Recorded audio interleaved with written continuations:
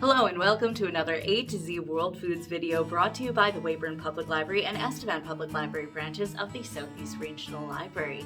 A to Z World Foods is a great free online e-resource available to everyone that has a Southeast Regional Library card. You can find out details under all e-resources on the Southeast Regional Library website. Today we're going to be making a traditional Spanish creamy rice pudding dish. Spanish take on something that most people have probably tried. Let's find out what we need for this recipe. To make our Spanish rice pudding today, we are going to need 1 quart or 1 liter of milk, 7 ounces or 165 grams of short grain rice, 3.5 ounces or 90 milliliters of sugar, 1 cup or 240 milliliters of water, 1 teaspoon or 5 milliliters of salt, the zest of 1 lemon, 1 cinnamon stick, and ground cinnamon to taste.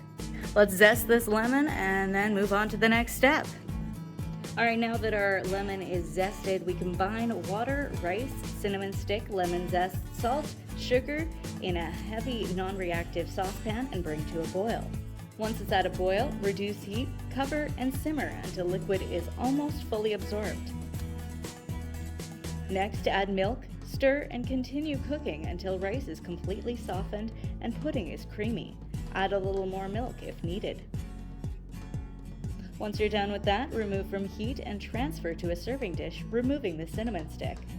Serve your pudding warm or chilled, garnished with cinnamon. We got some of our rice pudding. It's time to try it and see how it is.